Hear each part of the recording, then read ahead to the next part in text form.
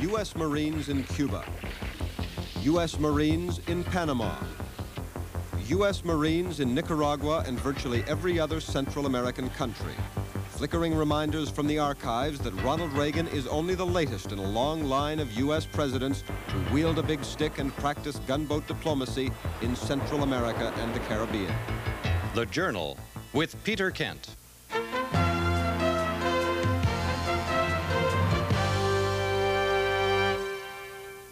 Tonight we go to the film archives for the first of two special editions of the Journal, programs which examine the United States involvement in Central America, past and present. News coverage of the region has been limited in recent weeks, squeezed out by the war in Lebanon and the disarmament debate. But Central America remains a major preoccupation of the Reagan administration, as the massive 6-month-long U.S. military exercise in Honduras testifies. Tomorrow evening, we'll feature a report on the continuing war games and their impact on the region by the Journal's Lyndon McIntyre. Tonight, a look back at the evolution of the relationship between the United States and the countries of Central America, countries which have, for more than a century and a half, lived under the shadow of the eagle. There is very little new or original in current U.S. policies on Central America. The language of the statements coming out of the White House or the State Department or the Pentagon may vary somewhat, but the message has been essentially the same for 160 years.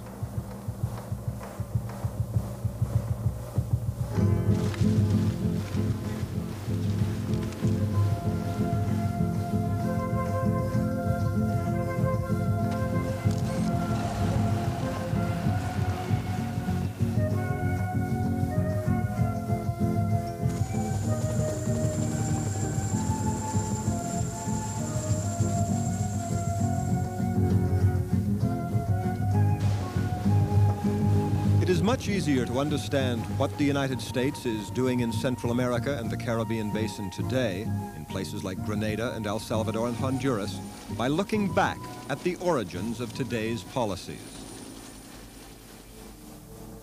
Back to the Dominican Republic in 1965, to the Bay of Pigs in 1961, Guatemala in 1954, Nicaragua, Honduras, and Costa Rica in the first 3 decades of the 20th century, Cuba in 1898, Mexico in the middle of the 19th century, and Panama about the same time. The roots of U.S. foreign policy toward the other countries of the hemisphere can be traced back to the 5th President of the United States, James Monroe, who proclaimed in 1823 his government's intention to protect U.S. regional interests. That declaration came to be known as the Monroe Doctrine. Latin American scholar William Leo Grand. It was, in effect, a statement of the Western Hemisphere as the sphere of influence of the United States. Now, at the time, the United States did not have the capacity to enforce the Monroe Doctrine, but it so happened that England had an equal interest in maintaining open economies in the Western Hemisphere, and England's control of the seas made it possible for them to, in effect, enforce the Monroe Doctrine for us. But it wasn't long before Americans were able to apply Monroe's doctrine southward. Pioneers settled Mexican Texas, then declared their independence from Mexico. After initial setbacks, the bloody defeat at the Alamo foremost among them, the Texans won their independence and almost immediately began campaigning for annexation by the United States. Mexico resisted, but after 2 years of violent battle, the Americans prevailed, capturing Mexico City and forcing the Mexican government to sign a treaty giving up 1/3 of its territory to the USA. Carlos Fuentes, Mexican poet, journalist, and diplomat. The relationship between Mexico and the United States is full of lessons for Latin America and certainly for Mexico and certainly for the United States, but we seem to have learned them. The United States have not learned those lessons. U.S. designs on Central America were diverted by the American Civil War, but by the end of the 19th century, the Monroe Doctrine was being forcefully applied throughout the region. American financial influence flourished in the form of banana and coffee plantations, railroads which transported the crops, and gold and silver mines. Financial influence became political, then military influence. The United States signed treaties with Honduras and Nicaragua and another with Colombia to allow construction of a canal across Panama. In an ominous portent of things to come in the 20th century, American warships were sent into the region and troops landed several times as warnings that American interests would be actively defended. That was called manifest destiny. We felt that it was fated that the United States span the continent. As we became a global power, there was a feeling that indeed the United States had the right to expand its influence and control beyond the continental United States. Never was that mindset more evident than in 1898. The top tune of the year was "There'll Be a Hot Time in the Old Town Tonight," and Americans were being roused to support a war against Spain. Public opinion was inflamed by the journalistic excesses of the rival Hearst and Pulitzer newspaper empires. Lurid dispatches detailed Spanish colonial brutality in putting down a Cuban rebellion. When the American naval cruiser, the USS Maine, mysteriously blew up in Havana Harbor, U.S. political leaders rushed to war.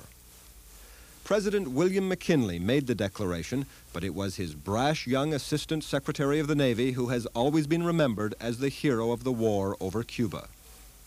Theodore Roosevelt resigned from government to create an elite volunteer cavalry unit, which he named the Rough Riders. He was immortalized as the leader of the charge up San Juan Hill. 3 years later, he was president. Theodore Roosevelt called Central Americans Dagos and believed them incapable of governing themselves or of maintaining the order which American investments deserved. He updated the Monroe Doctrine, proclaiming that the United States would police the region and ensure that the nations of Central America met their international obligations. In other words, protect American financial interests. He's best remembered for his foreign policy creed of speaking softly and carrying a big stick. Roosevelt used big stick diplomacy in the acquisition of the Panama Canal Zone from Colombia in 1903. The government of Colombia was driving a hard bargain, harder than the United States was willing to accept. The solution then was for the United States to encourage an independence movement in the Isthmus of Panama. And when that independence movement sparked a revolt, the United States sent naval forces to prevent Colombia from putting down the revolt. Panama was declared an independent country. An agent of the new Panamanian government, who was not Panamanian but North American, in fact, came to the United States, signed a canal treaty, and essentially gave away the canal zone on behalf of Panama without ever actually consulting the Panamanians about it. 1914, the Panama Canal completed. Its great locks uniting Atlantic and Pacific. An engineering triumph which aids world trade and defense of the Americas. Despite its rather inglorious creation, the Panama Canal provided a tremendous economic thrust to the United States as it emerged as a trading power. But from the day it was completed, the canal symbolized U.S. determination to use whatever force was necessary to defend its backyard sphere of influence. Every president since Theodore Roosevelt has cited perceived threats to the strategic waterway as justification for interventions in Central America and the Caribbean. Interventions up to and including full-scale invasions. When we return, using the big stick to prop up banana republics.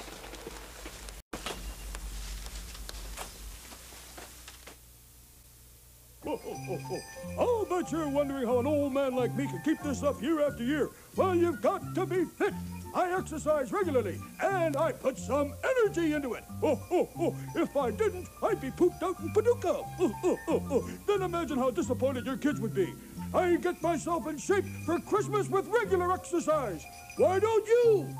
Come on, Rudolph. I'll race you to the next post.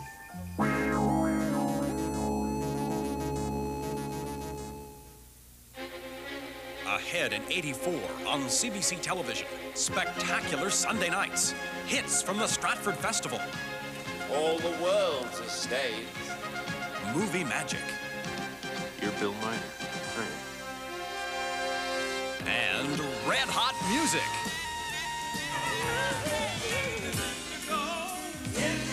Sundays on CBC television. Ahead in '84. The Love Boat. Take a trip on your favorite ship with a special welcome from Captain Sly and Dr. Melnick. To the Love Boat and all who sail in her. Get back to work! A cruise you'll never forget. I hate you. Some Love Boat. The Wayne & Schuster Comedy Special. Tuesday.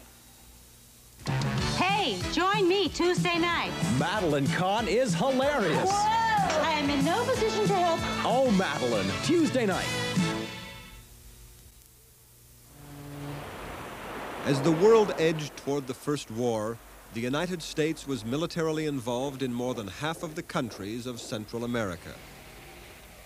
In 1912, President Taft ordered 2,600 Marines into Nicaragua to put down a revolution which had grown from widespread discontent over American dominance of the national bank, the railroads, and the economy. By the time Woodrow Wilson led the United States into the First World War, U.S. Marines had been stationed in Haiti, Santo Domingo, and Nicaragua, citing enforcement of the Monroe Doctrine as justification. And U.S. forces led by General John Blackjack Pershing had involved themselves in the Mexican Revolution, fighting Pancho Villa's rebel forces and a number of other factions seen as threats to American interests in Mexico.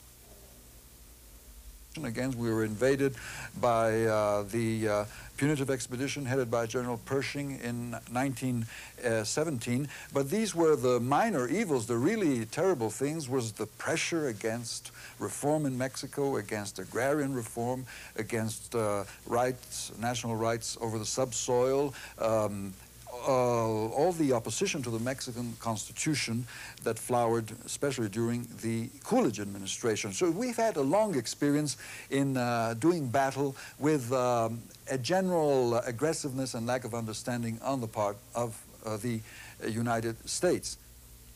U.S. economic power grew enormously in Central America during the 20s. All of the countries depended on one or two crops for financial stability. The products, bananas and coffee, were controlled by North American investors. One corporate entity stands out, the United Fruit Company. In Guatemala, United Fruit controlled the biggest bank, several major industries, utility companies, and all but a few miles of railroad. In Honduras, United Fruit controlled the railways, port facilities, and almost all of the banana and rubber plantations. In Nicaragua, United Fruit owned or operated the railroads, mines, lumber industry, and the banks.